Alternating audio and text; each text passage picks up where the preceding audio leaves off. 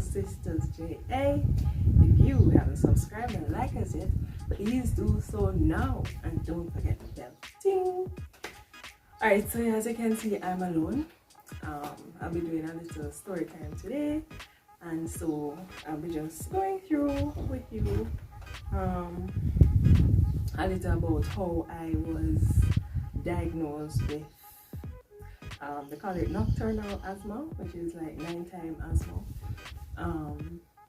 Since last year, around March last year or so. But it was quite an ordeal for me because I was just sleeping like normal, and I didn't have any trouble sleeping back then. Yes, I didn't have any trouble sleeping back then. Like, everything was okay, like the usual.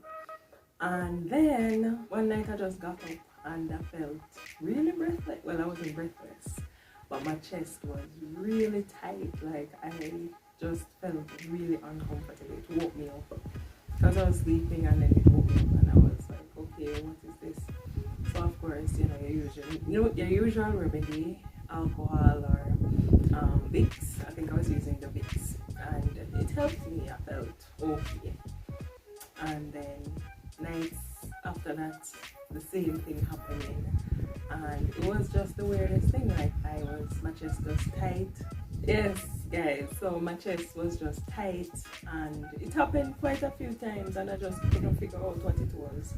But I knew my sister was also telling me to use like warm water, because it could have been acid reflux. Doctor said it was acid reflux and those kind of things. So acid reflux can cause those stuff too. But even when I was taking the acid reflux medicine, it still was happening. Just tight up in the nights, wake up. I was so exhausted, was beyond me. Like, I don't even know how I was functioning at work, because of course you're not getting good sleep. You have to wake up in the night, wee hours, can't get no sleep till 5 o'clock. You're just getting to sleep. I get okay now.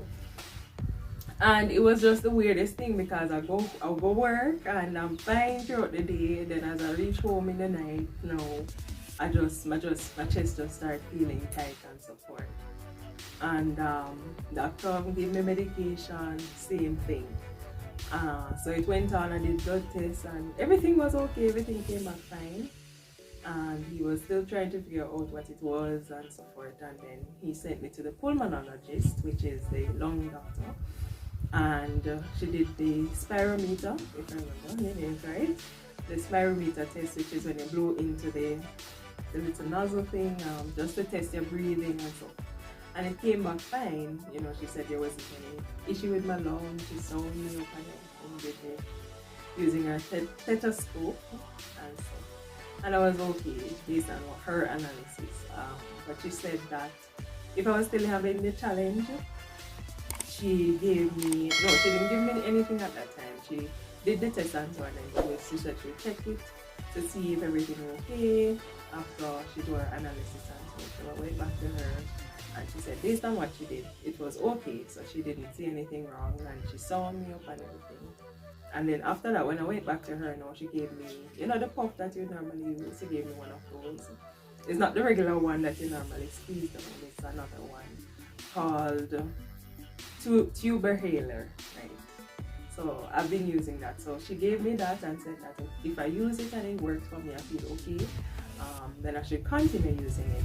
So she prescribed a tablet for me, and she said if the puff was working, then I wouldn't need to use the tablet.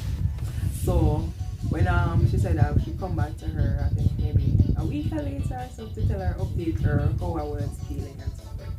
So when I went to her, I told her that, you know, the pump was working for me, so she said I should continue using it and stuff like that.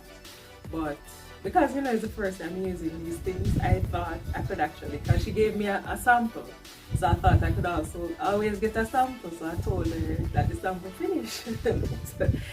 And she said I need to get more. So I said, where I'll get it, because I thought you can get it at the pharmacy or so, you know, free of cost. But she said no, she would write up a prescription on it. I would have to buy it. I didn't know it was so expensive, because I buy the one that is the 120 because it would last longer.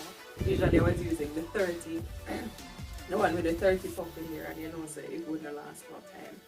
So I started buying the 121, and that one, it's expensive, really expensive, but because I have my health card, it cut down the price. It's like for $9,000.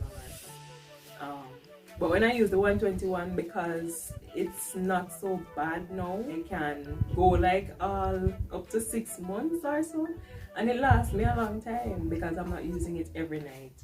Before, when it just happened, I was using it every night and my chest tight and stuff, but because I kind of understand it now better, how to handle it and stuff, sometimes I still wake up in the night and just have to use it.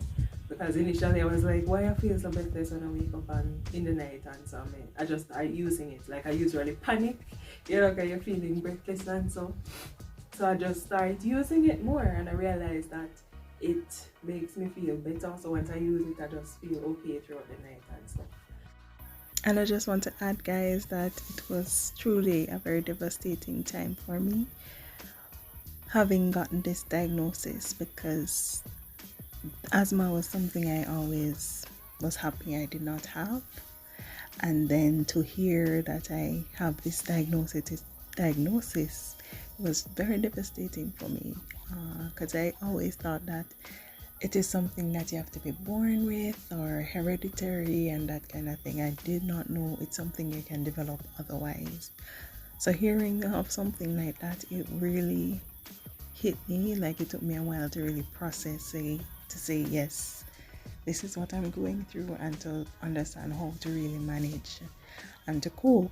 It was very devastating for me, but since then I've learned and understand how to manage, and so yeah, it has been a journey. So just sharing that with you guys. I'm gonna go into another video that you'll see coming up as to how I some remedies I've learned that help me to deal with it better. So even though I'm using the puff, and so those natural remedies also help me. And when I put that in another video coming up, so you can check that one out, and you'll see exactly how I have learned to manage my symptoms, so it is not so frequent as before. Because before I would have it every night, I have to get up and stuff like that. But since I've been using these two remedies, the symptoms have lessened.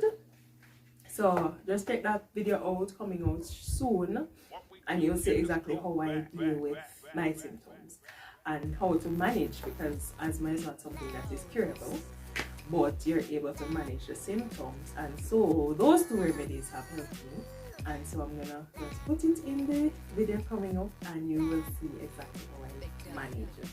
Alright, so just check that out coming up, and remember to keep firm and stay strong. Thank you for watching this video, guys, and I hope it was something helpful for someone you may know who has been having a challenge, breathing challenge, and not sure exactly what may be the issue. I hope this video may have been helpful or useful to somebody out there. And yeah, pretty much that's it. So looking forward to seeing you, checking out my next video coming up in October. Alright, so yes guys, bye.